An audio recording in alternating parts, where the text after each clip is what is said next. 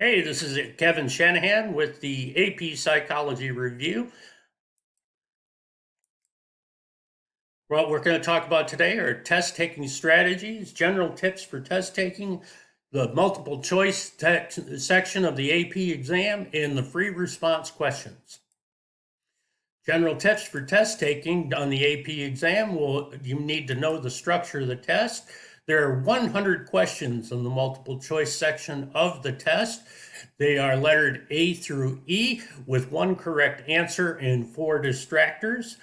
It's a 2-column format, and questions are taken from every unit on a percentage basis. Now, that 100 questions, that's roughly 42 seconds a question if you pace yourself out. The AP Psychology exam structure, the units of the exam's weighting is based on the following chart. Unit 1, the scientific foundations of psychology, are roughly 10 to 14% of the exam. Unit 2, biological basis of behavior, are 8 to 10% of the exam. Unit 3, sensation and perception, is 6 to 8% of the exam. Unit 4 is learning, 7 to 9% of the exam. Unit 5, cognitive psychology, 13 to 17%. Unit 6, developmental psychology, 7 to 9%. Unit 7, motivation, emotion, and personality, 11 to 15%. Clinical psychology, 12 to 16%.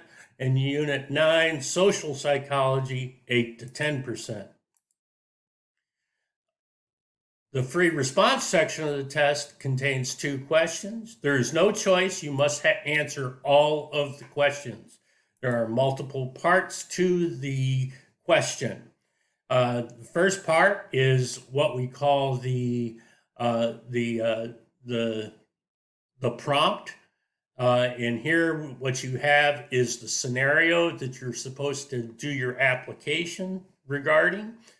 And then down here, you have your definitions that you have to define. There are 2 different questions, and the second one is much more involved. And when you answer these questions, what you would do is you would come in down here, you read the prompt up here, and then you would come down and you define the question. So what you would do on your paper is you would write cognitive map, you would underline cognitive map, you would define what a cognitive map is, and then you would apply the concept of cognitive map to the prompt up above. And how does James, is in a driver's education course preparing to take his driving test. The course includes both book work and driving on the road to prepare students for a written test and road test. Describe how each of the following might influence his ability to drive a car during the road test.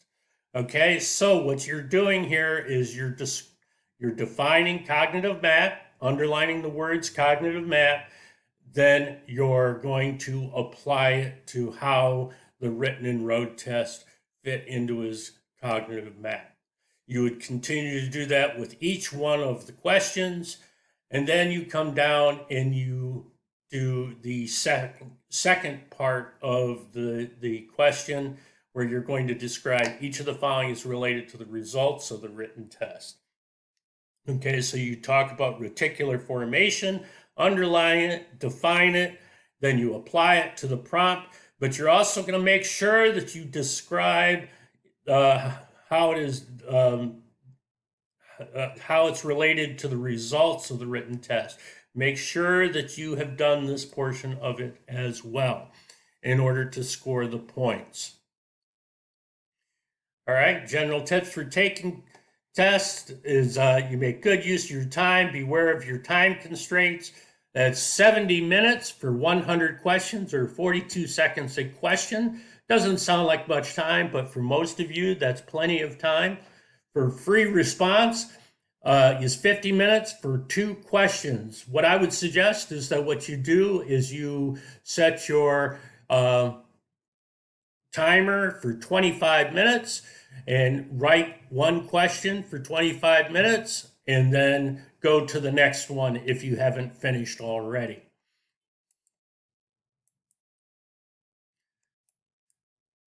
All right. So, general tips for test taking: make good use of your time, know your time restraints, use your time effectively, working as quickly as you can without losing accuracy. Do not spend too much time on any one question. Go on to other questions and come back to the ones you have not answered if you have time. It's not expected that everyone's going to know the answers to all of the multiple choice questions.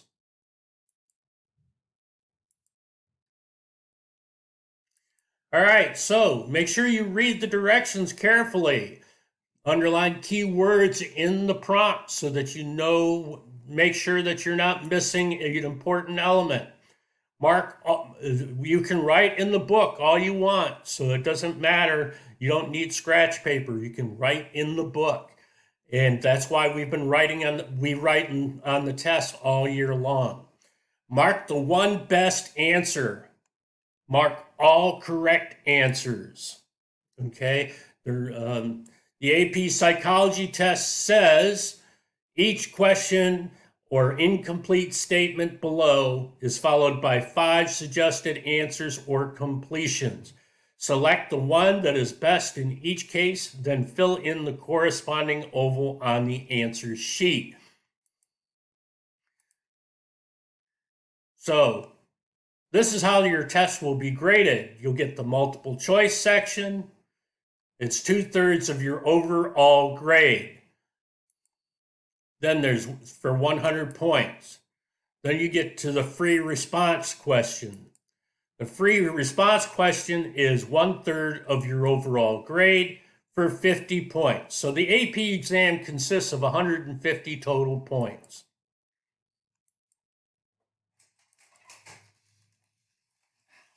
Okay, now we're going to talk about some tip you can use when taking the test. These are for the AP exam, but you could use these for on any test that you take that has multiple choice questions. And so this is actually a pretty good thing to pay attention to. Is there an adjustment for guessing? No, there is not an adjustment for guessing. It's not like the SAT where they used to have that as an element. For this, you either get the question right or you get it wrong. There is no penalty for guessing.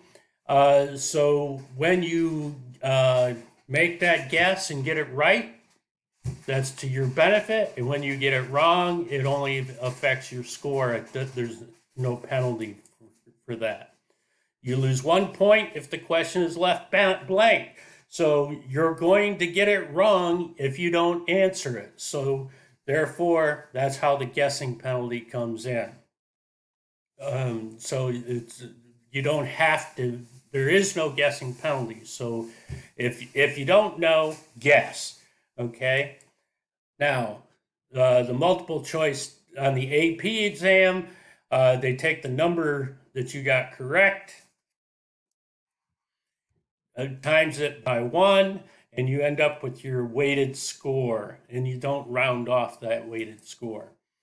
So then, so if they did that for 8, it'd be times 3.125, and whoops, going back, and then question 2, then you multiply that by 3.125, and you add those two scores up, and that is your weighted for the free response section of the test.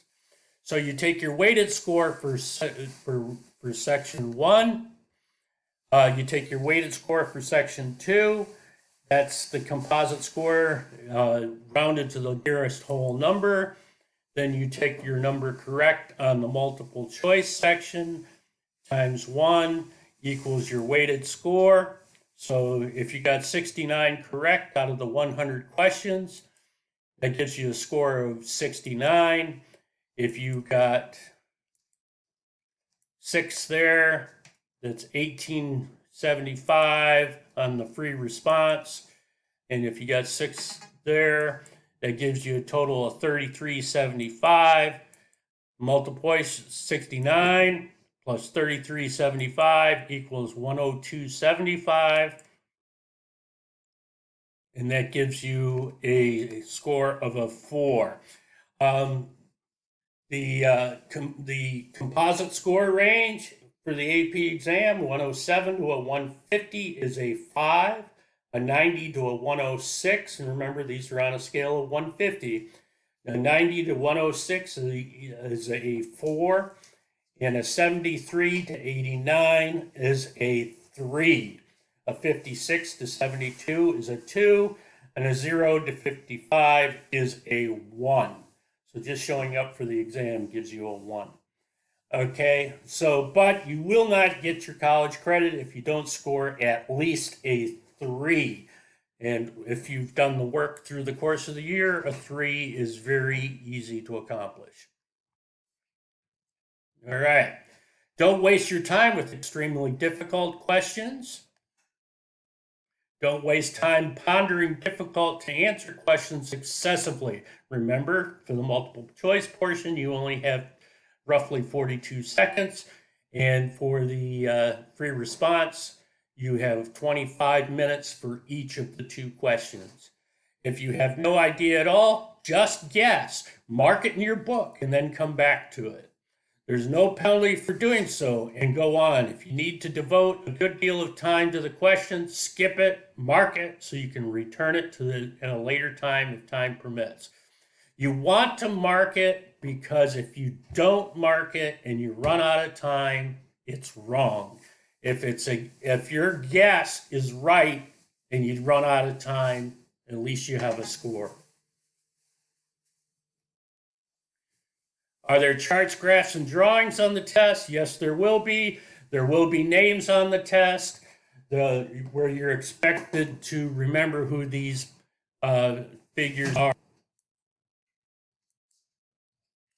All right, general tips for the test taking is keep to the level of the test. Remember, this is a college exam, and you should treat it as such.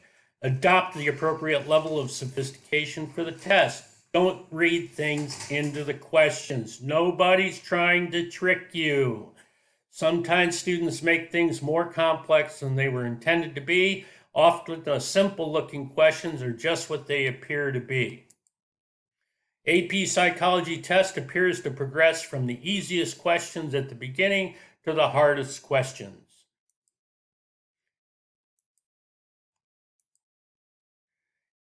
Okay, during the AP exam, you will not be allowed to ask questions. Normally, in a regular test, if you're able to ask questions and somebody's willing to answer it, that's fine. But during the AP exam, that is not permitted.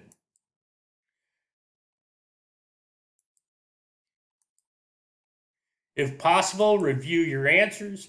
If you complete all the questions and still have some time remaining, review the test. Make sure that you've recorded your answers correctly on the Scantron. If you were unsure of some answers, go back and reconsider him. This is where you go back through and you look at all those questions you marked in your book to review or to go back, or the ones that you guessed on, because this is how you can make sure that you got your answers correct. Change the answers only if you're fairly sure your first answer is incorrect.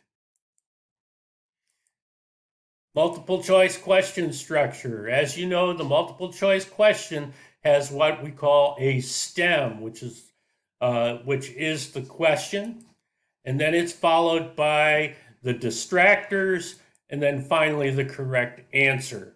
And so one of the A through E choices will be the correct answer, and the rest of them are known as distractors. And you know that from our research or our studying on how to make a test.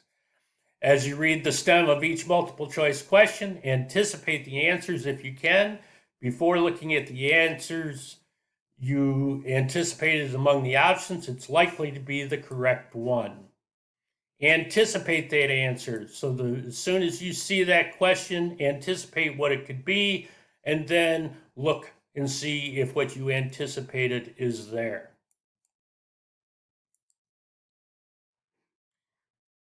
Completely read each question and every answer. Always read each question completely. Continue reading answer choices even if you find your anticipated answer among the options. There may be a better answer farther down. Remember, oftentimes the answers will be close to being correct, but not as good as another choice.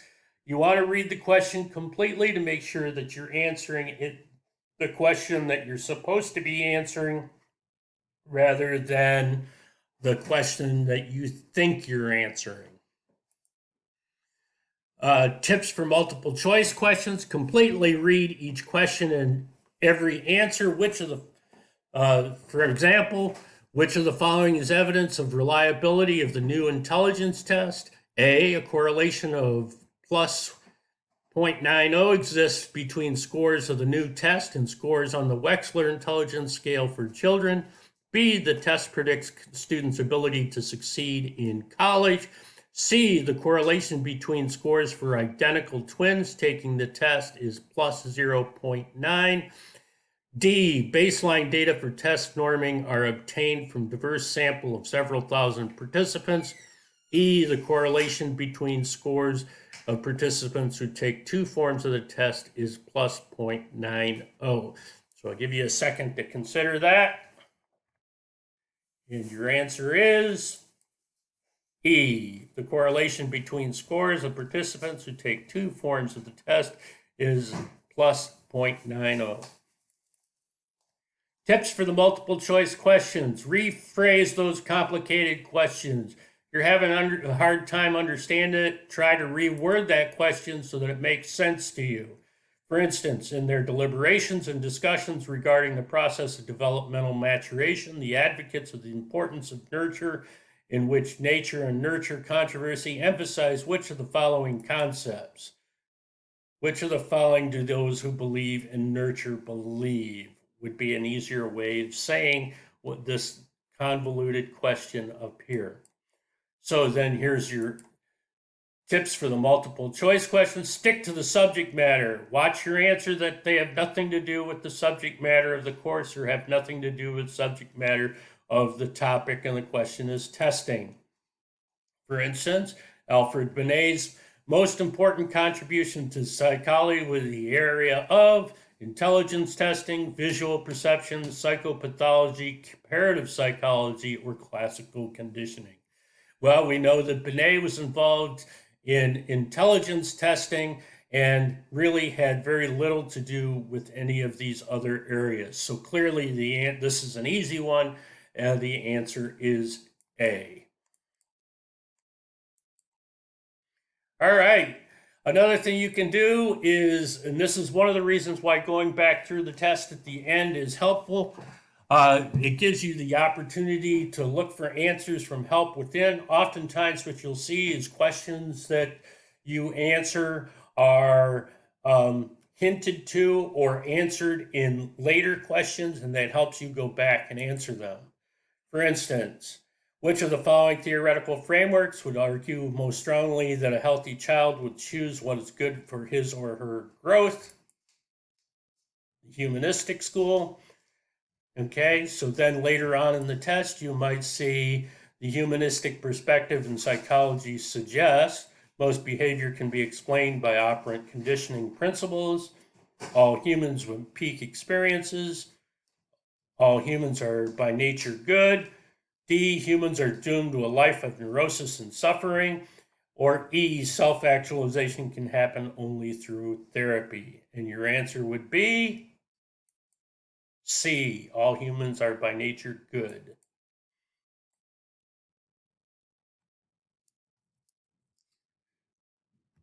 The humanistic perspective in psychology suggests that most behavior, all humans are by nature good. So that would be the answer for this question. Tips for the multiple choice questions. Use all of the above to your advantage. On items that have all of the above as an option, if you even know that just two of the options are correct, you should choose all of the above.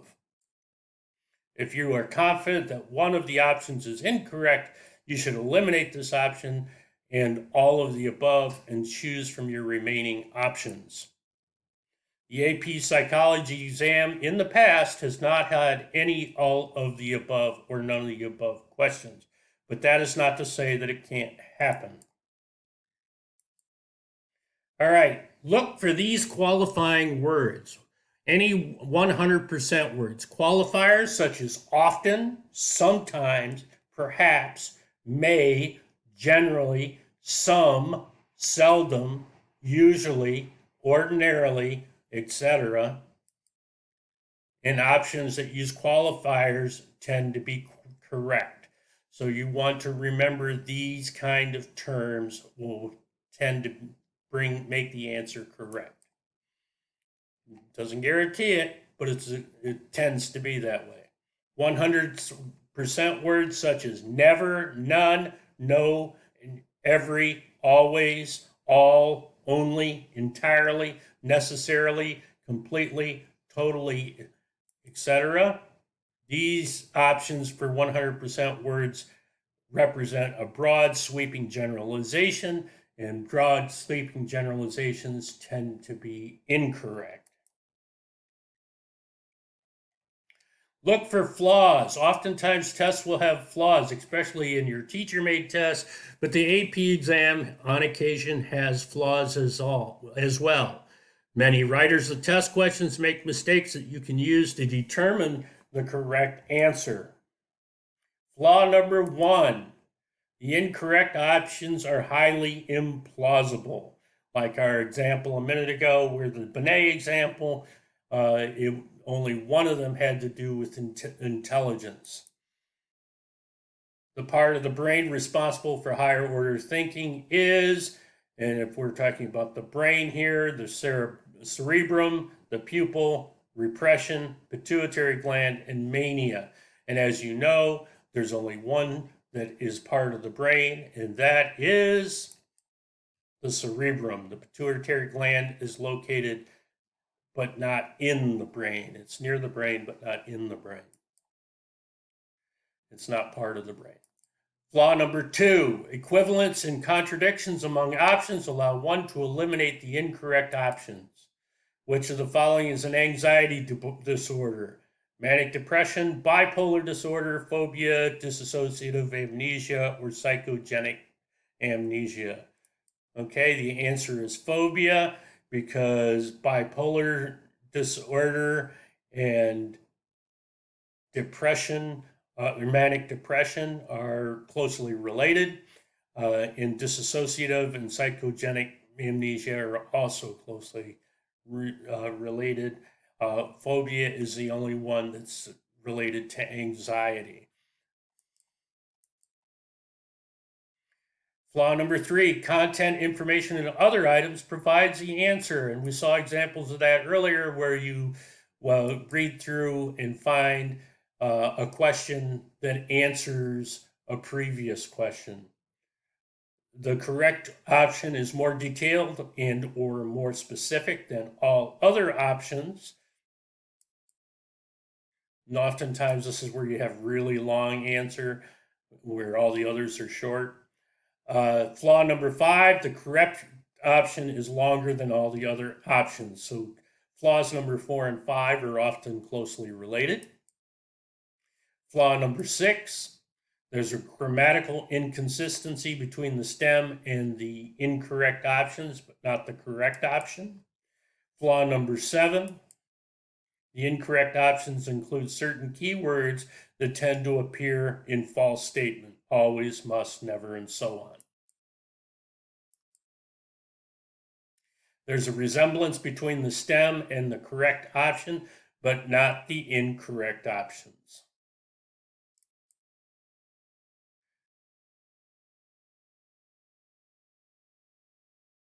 Skinner and other behaviorists would promote which of the following therapies? A, psychoanalysis, B, humanistic therapy, C, behavioral therapy, D, gestalt therapy, and E, cognitive therapy. And of course, when you consider these options, there's only one option that really makes sense, and that would be C, behavioral therapy.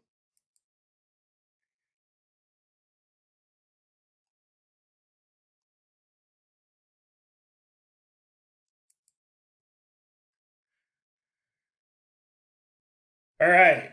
So, tips for multiple choice questions: eliminate the impossible answers, learn how to quickly eliminate options that are highly implausible. Many questions have only two plausible options, accompanied by throwaway options and filler. You should work at spotting these implausible options so that you can quickly discard them and narrow your task. So, as you go through your book and you're marking through the questions, mark the ones that you think are wrong off. And then, circle the ones you think are might be, and then finally choose the one that is. And if you don't know, take your guess, put a question mark in the book by that question, and come back to it later. So eliminate those implausible answers. According to Benjamin Warf's linguistic relatively hypothesis, which is following is true. Individuals of natural predisposition to walk in the first 2 years of life. Individuals learn positive instances of reinforcement faster than they learn negative instances. Children learn object permanence, which much sooner than Piaget proposed in his cognitive theory. Different languages predispose those individuals who speak them to think about the word in different ways. Children learn qualifying behaviors through their interactions with adults before learning qualifying behaviors. And of course, the answer is D, different languages. So what we do is we eliminate all these other options that we came across, leaving us only with D.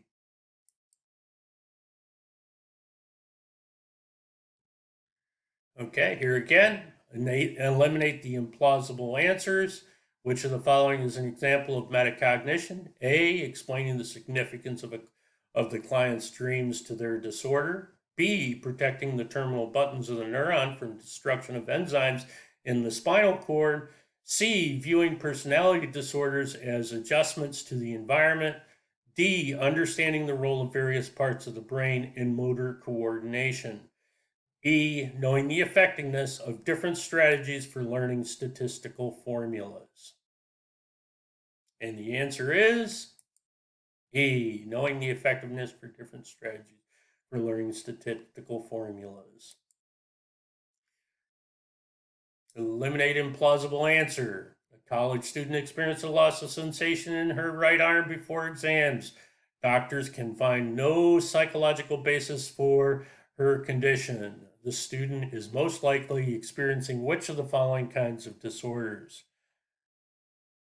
Somatoform, dissociative, anxiety, mood, or personality. So you eliminate the choices that are incorrect, and that leaves you with A, somatoform disorder.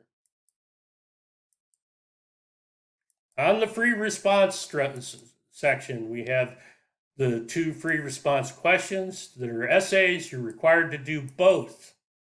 The time structure is 50 minutes. You must complete both essays. It can bring up your time on the essays any way you want, or break up your time on any essays any way you want. I would plan on 25 minutes per question and then go back if you have more time. Don't get caught short on essay number 2. This is where most people end up rushing on the second one. So give yourself 25 minutes on question number 1, then write 25 minutes on number 2. If it only takes you 15 minutes to write number 2, then you can go back and spend that time on number 1. Essays are 33% of the composite score. Each essay is 16.665% of the composite score. Each essay will have specific points. The values will be 6 points to 12 points. Points are then computed to equal 25 for a perfect essay. A free response question section is worth 50 points total. So you have 25 points on the first question and 25 points for the second question. So if you get a 6 times 3.125 equals 18.75. Same for question 2. That would be a 33.75. 6 on the first question out of 8 is 4.1667 equals 25. Question number 2, 6 out of 12 points is 2.083 for 12.5 for a total of a score of 37.5. One free response question tends to be unit-based. One free response tends to go across units. Questions tend to be relatively specific. Format is application questions with listing of terms. So here we have our application question and then the terms. So what you're going to do is you're going to define the term punishment and then apply it to this scenario. Okay, so you want to make sure, and you're going to try to do these in order. That's the best way to do them. So you take extrinsic motivation, you underline it, you define it, and then you apply it. And as you can see, this is a total of 7 points. 1, 2, 3, 4, 5, 6, 7. Okay, so here again, you're going to take these questions here, you're going to underline, you're going to define it, then you're going to apply it to the prompt. How many questions do we see here? 1, 2, 3, 4, 5, 6, 7. How many questions do we see here?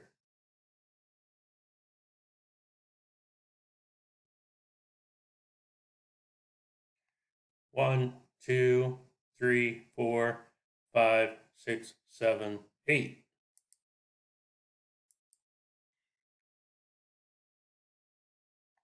And these are all actual questions from past exams. You can take these and practice writing on these to see how you do. How many points? 1, 2, 3, 4, 5, 6, 7.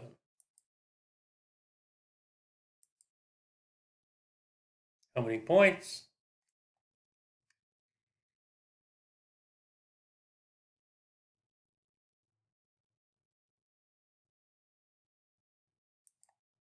Eight points. All right. Here again, often a misunderstood, schizophrenia is a psychological disorder affecting 1% of the population. In addition to treating the disorder, psychologists work to identify its nature and origins. This one's a little more complicated. Identify 2 characteristics, symptoms used to diagnose schizophrenia. Discuss a research finding in the supports of genetic basis for schizophrenia. What is dopamine's hypothesis regarding the origins of schizophrenia? Describe how medications used to treat schizophrenia affect the actions of neurotransmitters at the synapses. Identify a risk inherent in using medications in treatment of schizophrenia. And people sometimes confuse schizophrenia with dissociative identity disorder. Identify 2 characteristics that differentiate DID from schizophrenia. So if we look at this, it's 1, 2, 3, 4, 5, 6, but there's 8 points. Okay, because you need to get the extra element in here. It's identify 2, and there's identify 2 down here as well. So it's really 2, 3, 4, 5, 6, 7, 8.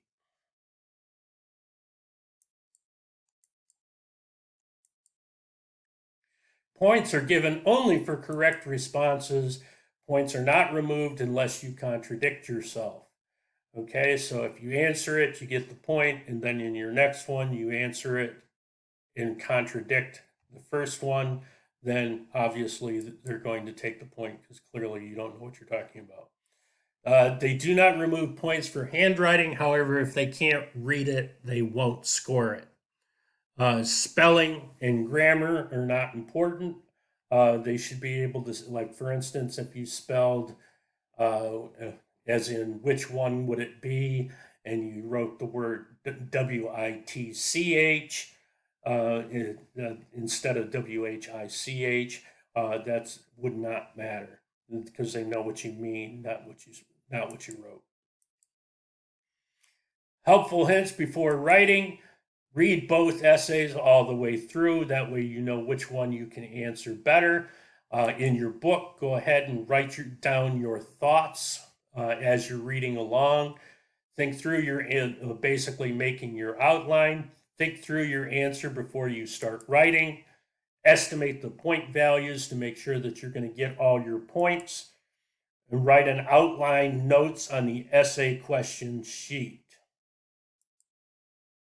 If you're not sure, take a logical guess. Okay. You're probably not going to get it right if you just fake your way through it, but you never know. You might know more than you think you do, and you might be able to get 1 or 2 points out of it. And that's better than leaving it blank. Never leave a question blank, not even in the essays. A bad answer is better than no answer. So writing the answers is format of the answer. Write your answers in essay form. Do not outline, write bullets, etc. If you just list things down the line, they are not going to give you credit for it. Follow the format of the question. Make sure you do everything in order. Use paragraphs to separate the different sections of each of the terms.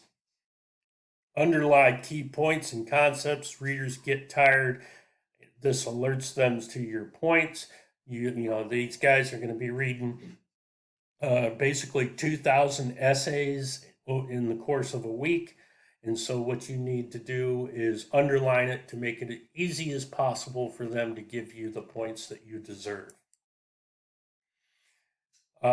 Define and apply. Define and give examples. You're going to define each one of the terms in the prompt and then apply it to the application.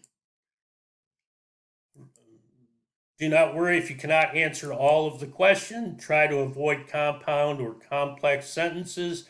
Style does not give you points. Avoid circular definitions. Be complete but to the point.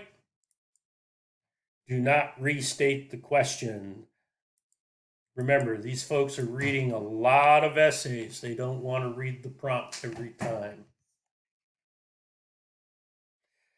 The introductions and conclusions are not needed. Do not concept bomb the answer, or called the shotgun approach, where you just throw everything there is at it. Answer the question. They want to know the answer. They don't want to look for the answer. Don't try to be cute. Define any concepts in the question. Going back to don't try to be cute. Like I said, this is a college level test. They want a sophisticated answer. They don't want a joke. Define any concepts in the question. If there's a concept in the question, you need to explain what that concept is.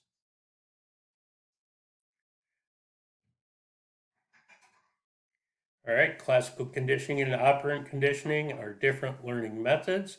Their differences lie in the extent to which reinforcement depends on behavior of the learner, and B, the type of behavior to which each method applies.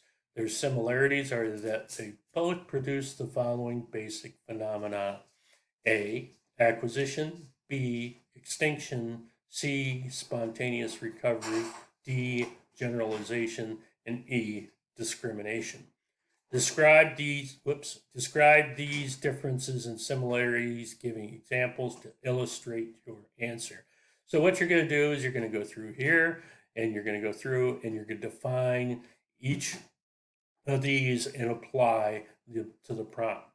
Don't forget to underline each of the terms. All right, so the free response, briefly discuss the causes treatment of depression from the perspective of each of the following psychological approaches. So you have to underline psychological dynamic and the psychodynamic and the psychoanalytical. Uh, as you know, this is the different schools of thought, biological, medical, and cognitive. And so then what you would do is describe each, underline it, describe what each of these are, and then apply them to the treatment of depression as is asked in the prompt here. As you can see, this question is nowhere near as sophisticated as some of the other questions we've looked at, and because this one is from way back in 1992, one of the early questions as they had offered. In 1993, they had already stepped it up a level, and they designed and described the experiment to measure the relationship between rehearsal, repetition of a list of words, and later recall of that same list of words. In your answer, you should formulate a hypothesis, include a description of each of the following. All right, so what you're going to do is you're going to go through, you're going to underline each one of these terms, and then you're going to define it, and then you're going to apply it to the prompt.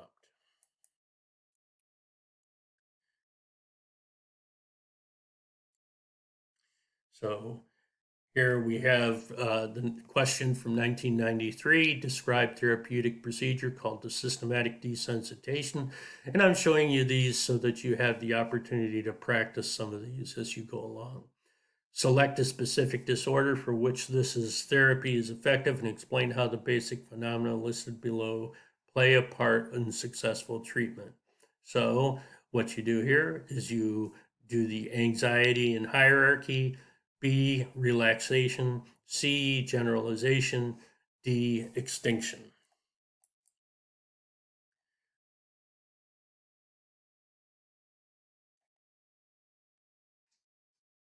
Okay, so that finishes our review of the AP Psychology exam. Remember, maintain a positive frame of mind to maximize your success. You are capable of doing very well on this exam. You've covered the work, you've read the book, you've paid attention in the lectures, you've participated in all the class assignments. You can do this very well. Good luck.